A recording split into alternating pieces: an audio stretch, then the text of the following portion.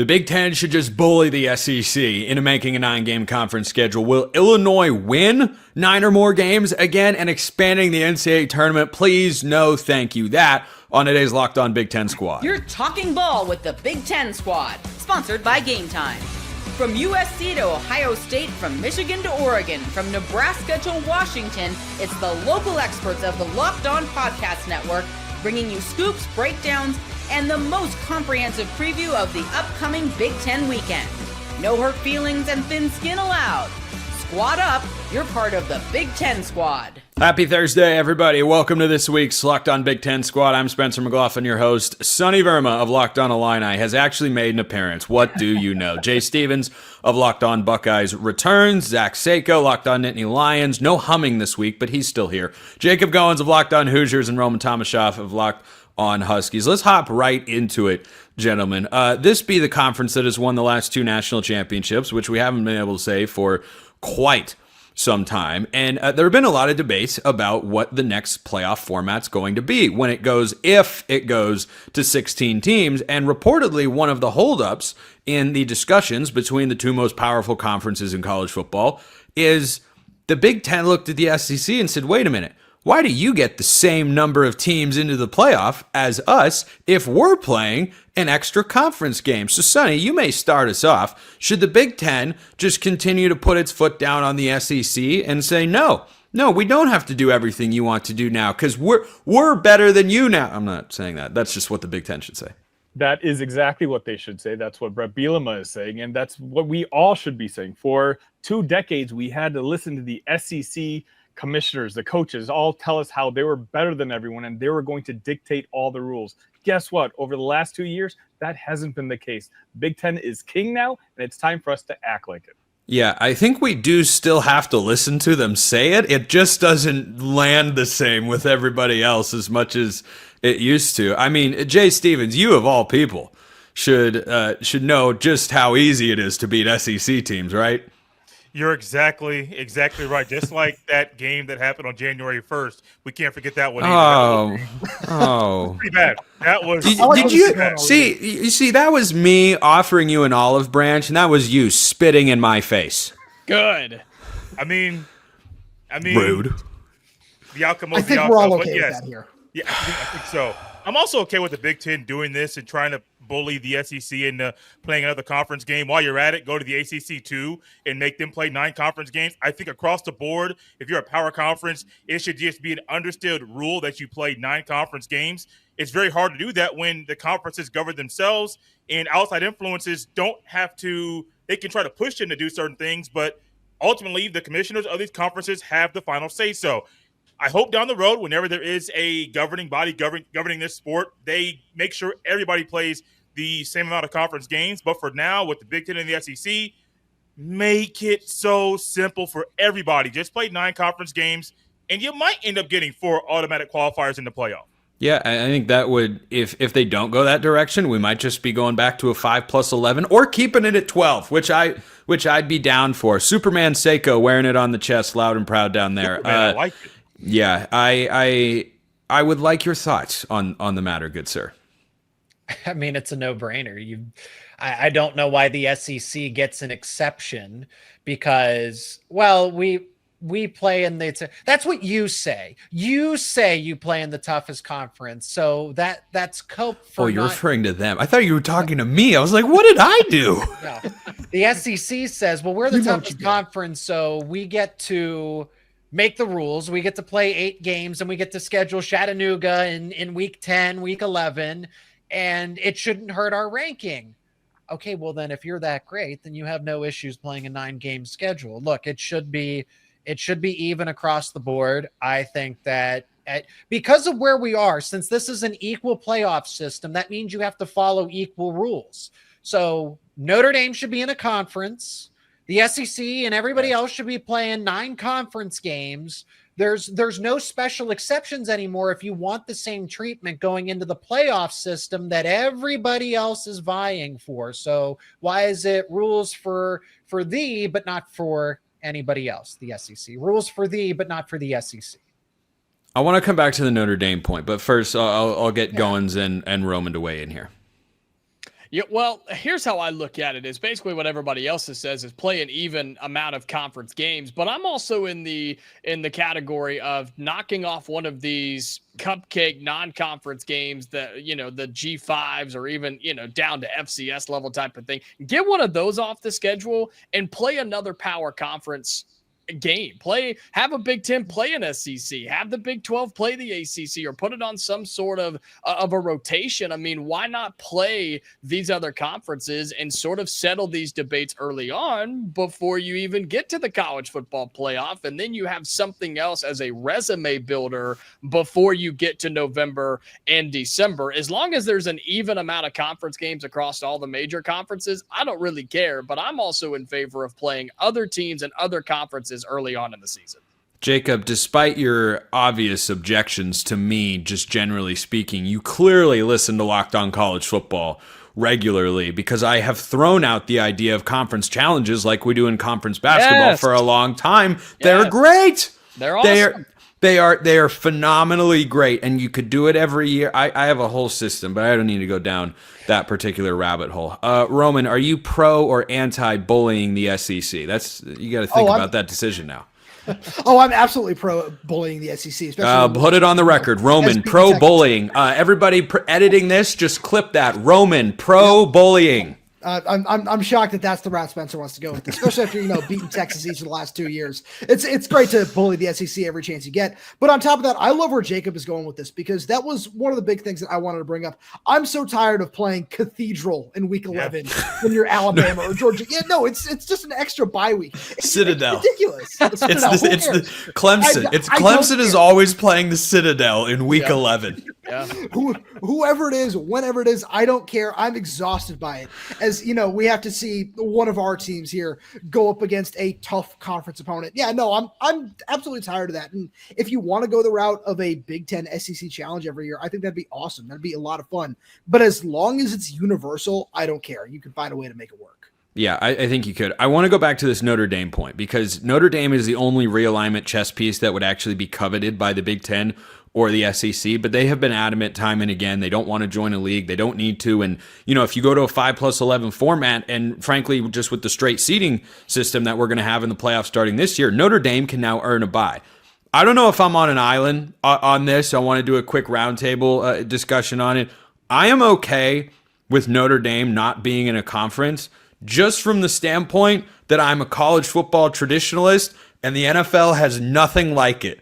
It's just one of those things. And Notre Dame doesn't play a cupcake schedule every year. They've got Texas A&M this year. They play 5 ACC games. They've got Miami to start this season. They play USC every year. They play legit games. So I am okay if Notre Dame were to be left alone, though realignment content is very good for my program. They can no conference, no automatic bid. That's how I look at it. You can earn a way in if they feel that you are worthy enough and a good enough team to get to the playoff, but there should not be a special clause for Notre Dame, even though there will be, because they bring in money and ratings, and I know how that works. No conference, no automatic bid for Notre Dame. That's how I look at it. Others? I think he said it perfectly. Okay, calm down. Jacob has never said anything perfectly in his life.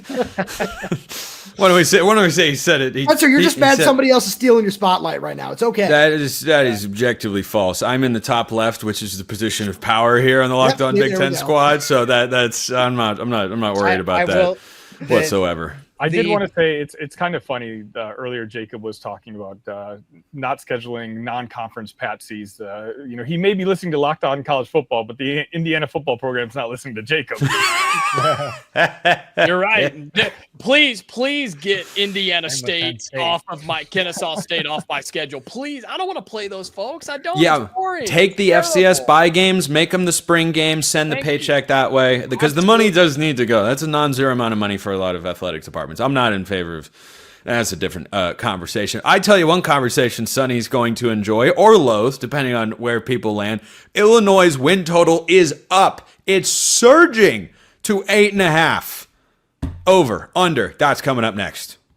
First, this episode brought to you by Monarch Money. Ever wish managing your money felt easier? With Monarch Money, It can. Whether you're growing your savings or planning a big purchase, Monarch puts you in the driver's seat. It's like having your own personal CFO, giving you full visibility and control over your finances. Monarch Money is more than a budgeting app. It is a complete financial command center. You can track all your accounts, investments, and spending in one place. So in addition to managing your money, you're also building wealth. Have you ever had that one financial goal that you're trying to reach, whatever it is? Monarch Money can help you get there. Their all-in-one convenience is what they're all about. You do it all in one place. So take control of your finances with Monarch Money. Use code LOCKEDONCollege at monarchmoney.com for 50% off your first year. That's monarchmoney.com. Code LOCKEDONCollege for half off your first year. monarchmoney.com.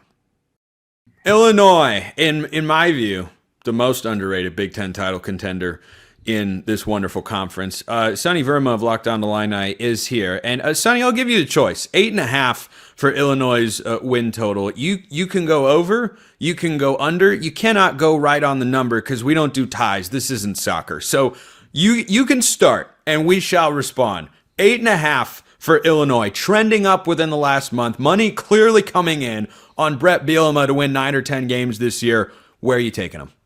I liked it a lot better few weeks ago at 7.5, but even at 8.5, I think, the national media is starting to catch up to Illinois, and that win over the SEC in that bowl game is, starting to make noise. 18 of 22 starters coming back. You take a look at that schedule. There's one game I don't feel confident winning. Every other game on that schedule, I think Illinois has at the worst 50-50 chance at winning.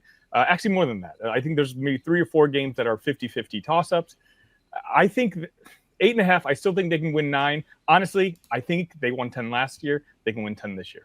Yeah, and obviously that was a 9-win regular season plus the bowl victory, but I do think that's kind of on the table. I assume the one game you don't feel confident in winning is Rutgers, because they are just upset-minded there in Piscataway. I mean, Ohio State and Washington are on here. I don't know what kind of threat those teams could pose. But Jay Stevens, I'll toss it to you. You have to go to Champaign to what will likely be a sold-out Memorial Stadium. If Illinois is undefeated, which the Buckeyes should be as well.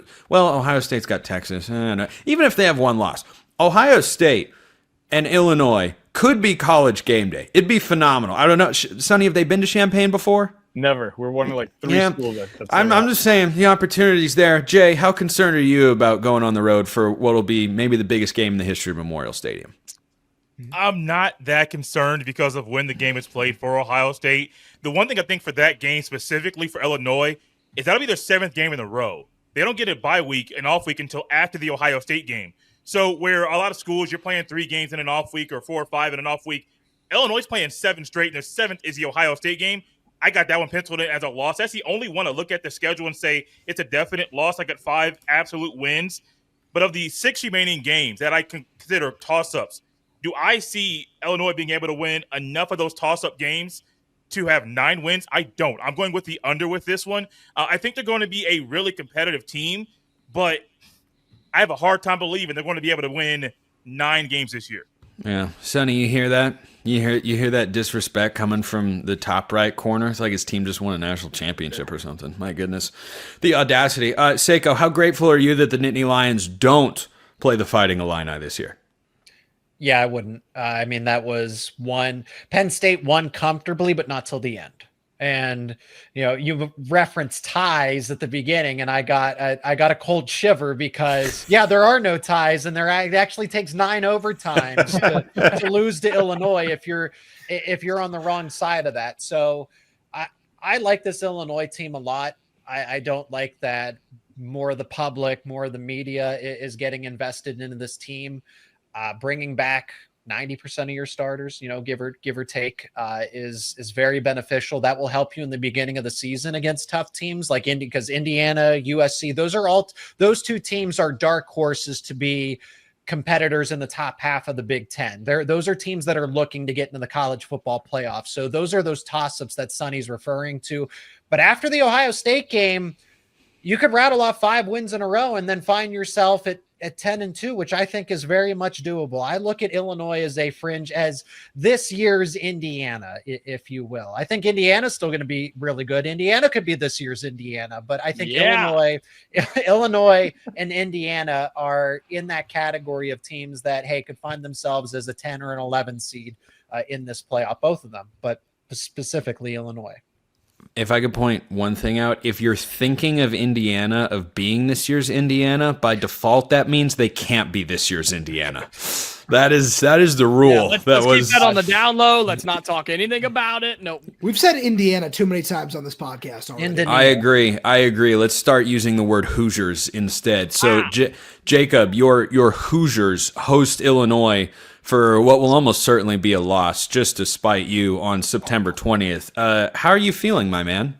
I feel really excited for that game, for what it could be. I am worried about it because that's Indiana's first real game. I mentioned the fact that our first 3 games of the season are all of our non-conference cupcake games. I hate that. I think it's terrible. Thank goodness this is in Bloomington and not at Illinois, because I wouldn't feel as good about it, because I just don't know what Indiana's going to be that early in the season without playing an actual team beforehand. I do think Indiana's the better team. I think it's close. I have Indiana winning that game. A toss-up game for me is USC. I think USC's good. I don't think they're great. Mark is here, so I can't dunk on them as hard as I would like to. That's a toss-up game for me for Illinois. I think they get off to a nice start. I think the end of their schedule, like Zach was saying, is very manageable. I'm not giving them a win at Washington, though. I think that's a tough road trip to make. I think Washington's a sleeper team in the Big Ten.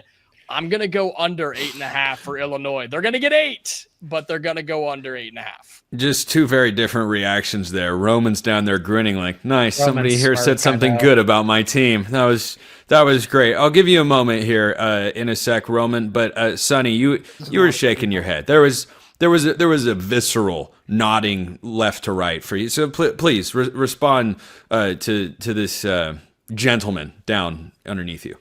I'm just really looking forward to that game against Indiana. There's no other way to put it. You know, obviously, I feel like Brett Bielema's got that game circled. He knows Indiana, Illinois, two of the surprise teams in the Big Ten last year.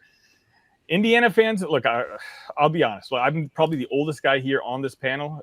They've been chirping for my entire life, mainly on the basketball side.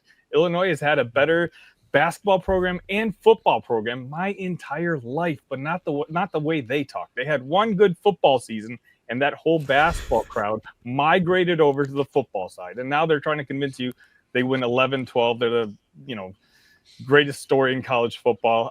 Illinois takes a little more quiet route. They were. They absolutely. They kind of were. They were. I think that game against Illinois is going to be fascinating. I'm with you. I think it's going to be a really, really good game. I really do. Absolutely. No, it's the one game I'm looking forward to most on the schedule, because I think it's going to mean so much for both programs, because they're both kind of fighting for that same spot, like right outside that first tier in the Big Ten, the up-and-comer, 2 coaches who are really trying to, Brett's kind of established himself, but he's trying to establish the Illinois brand name in a higher tier than we're perceived at. And Stignetti's doing the same thing with Indiana. Sonny, you were about to send me into another dimension before you said in basketball when talking about Indiana fans being noisy and confident. I was like, where did you find those folks? Where have they been? Before this past year, I wasn't sure Indiana had football fans, but now we know. Now we know. And respect is warranted. And as Michigan would tell you from last year, amongst every other team that went to Husky Stadium, respect is warranted for that place on Montlake. So, Roman, are you looking at Illinois as a team that Washington can beat, should beat, or might beat? I just want to take 5 seconds to say that's the nicest thing that Spencer has said about the Washington program all year. Wow. That's called gross. Yeah, I admitted some facts. I had to say them. That is absolutely spectacular. No, that's a game that I've had circled for a while, just to quote Jacob there, since I enjoyed that back and forth a lot. But I think that's a game that is going to be really interesting, because Jay alluded to it, that Illinois' bye comes after that Ohio State game, and then they come to Washington. And it's a stadium where, Sonny, I think it's something that your entire fan base will greatly enjoy, that environment, what it could turn into. And Washington, I like the way the schedule shapes up for them this season. And I think it's a game where Washington could very realistically be coming into that game with maybe 1 or 2 losses at the very worst, in my opinion. And the more I look at it, the more I think that that's going to end up being a battle of top 25 teams at that point in time. And Washington and Illinois, they're just coming at this from very different angles. So, Illinois got all their returning starters. Washington has a handful. So I just look at it from that light, and I think that's going to be really exciting. I have the under just barely, where I look at that game against Duke, like Spencer, you alluded to.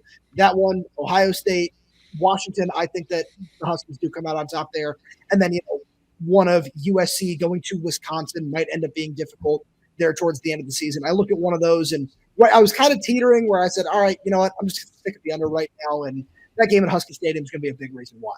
Yeah, Washington has sneakily one of the best home slates in college football this year. Season ticket holders like my Uncle Terry are going to get their money's worth this year because Illinois is coming to town, Ohio State's coming to town, Oregon's coming to town, Oregon's coming to town. I mean, just so many big names and brands and whatnot. Anyway, so we'll go quick rapid fire. I'm taking the over with Illinois. I've liked them for a while, Sonny. I'm not backing off on them now. I think the back half can see them win a lot of games. As long as they beat either Duke or Washington, I think they will comfortably get to at least 9 wins this year. Otherwise, it might be a sweat. So I'm taking them over. Sonny's got them over. Jay? Under. Seiko? Over. Goins?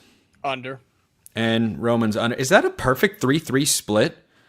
Wow, who could possibly be the tie-breaking vote? It's me, tie-breaking vote. So that means majority of us think that it's over because my votes are worth 1.5. That's a rule that I just made up. So we'll say goodbye to Sonny and we'll talk about something that should not, but probably will happen next.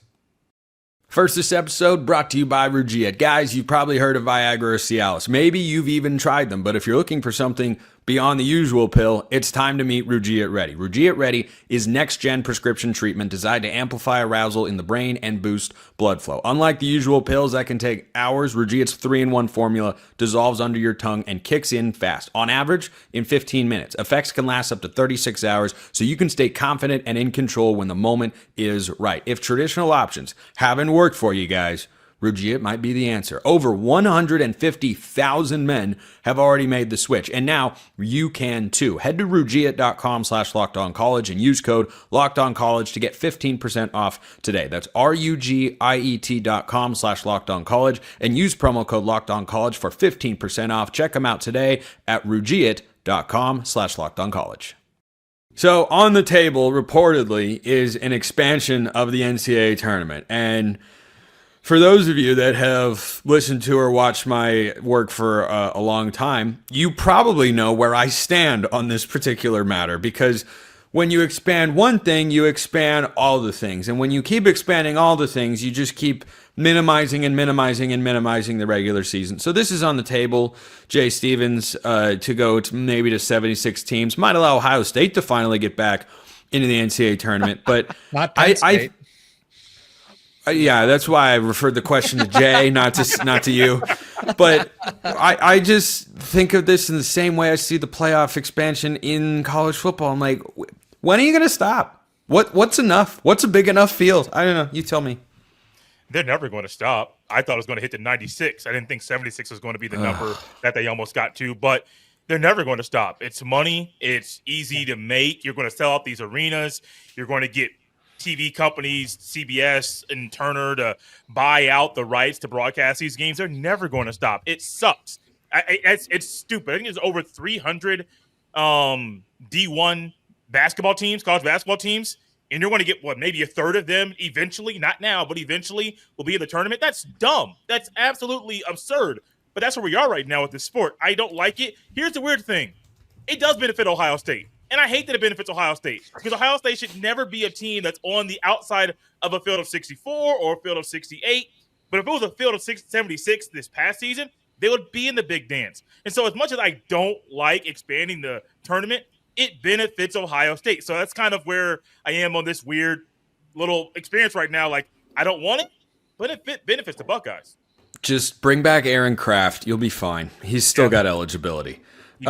Roman, are you wanting to get the field to 76 teams? With the way Danny Sprinkle's been bringing in talent, it doesn't look like he needs a 76-team tournament to get his team in the field. Two nice things. Let's go. Just good on you again. I'm just in a good mood today.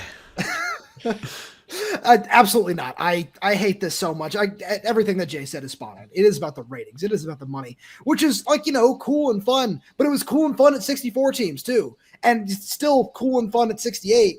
And just anything beyond that, it's just going to just get drawn out too much. Just like we don't want to get to 16 teams. We know it's going to get there eventually on the football side of things, but it's just exhausting at a certain point where, like, if it's eventually at 96 and you have to win 7-8 games to get to the Final Four, like, it's just exhausting. We don't need to get that far.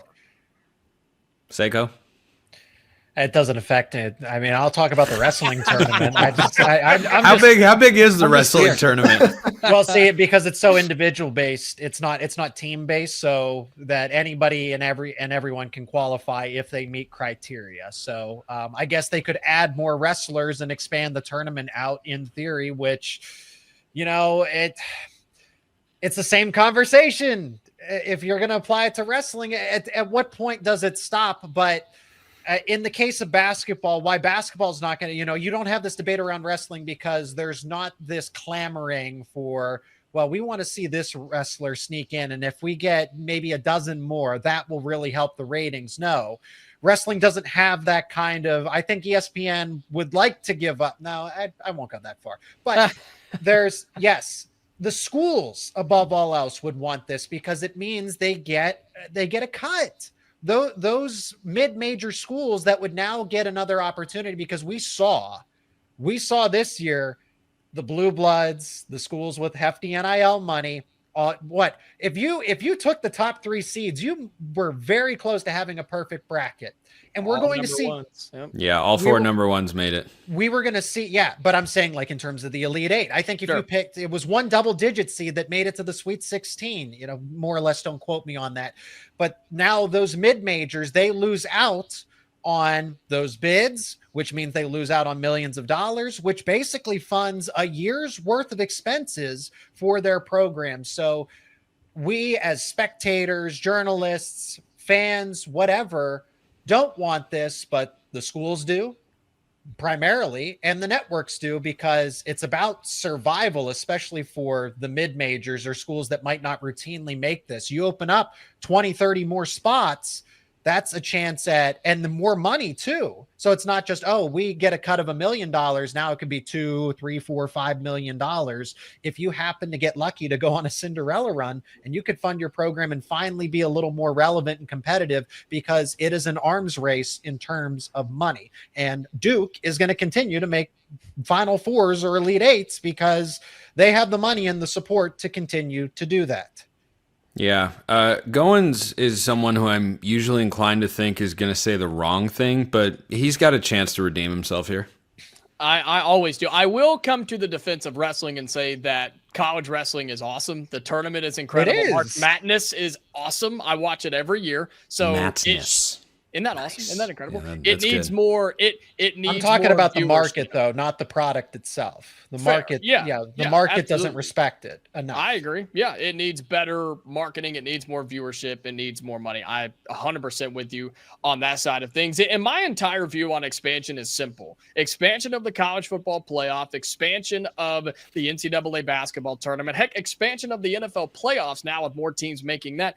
The more you expand, the further away we get from the idea of crowning a true national champion, crowning the true champion of the sport. Letting in 90-something teams is not the best way to crown the best team in the country, especially in a single elimination tournament. Like, think of all the things that can go wrong across an 8 or 9 game journey that we're discussing. Like, it's almost impossible. You have to almost be more lucky than good just to win a national title in that instance. So I hate it. I think it's stupid, but they clearly don't care about what we think. Let's wrap with this. 12-team playoff in football right now. How many teams do you want to see in the playoff? I say keep it at 12 or regress it back to 6. Jay, what say you?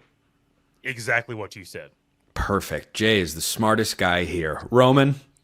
I'm okay keeping it at 12. I would say if you're going to drop it down, go to 8, but I'd be cool with 6 too, just to keep the theme rolling. Seiko, how many? I want to go back to the BCS. Yeah! Hey, Let's that go. Go back to the BCS. Wow. You had the BCS last year. Oregon's playing who? Probably Georgia in the national championship game? And they lose Maybe. 6-7 again. What? You heard me. No, I didn't. I did. But No, not that Georgia team. we Not are that. so far removed from the regionality because we've nationalized college football. We have to expand. We have to go. So there's no going to 4 or 6. Eventually, it's going to be what 24. I mean, what FCS Division 2, Division 3. Yep. So- Yep. We'll get to 24. We'll get to 24. I'll be sick to my stomach on that day. Goins, how many teams in football? Take us home. Backwards 6 or 8, whichever one. I'm fine. Nice. Good takes. Jay Stevens, Locked On Buckeyes. Roman Tomashoff, Locked On Huskies. Zach Seiko, Locked On Nittany Lions. Jacob Goins, Locked On Hoosiers. We had Sonny Verma from Locked On Illini earlier. I'm Spencer McLaughlin, Locked On all over the place. We appreciate you listening. See you next time. And until then, hope you all have a wonderful rest of your day.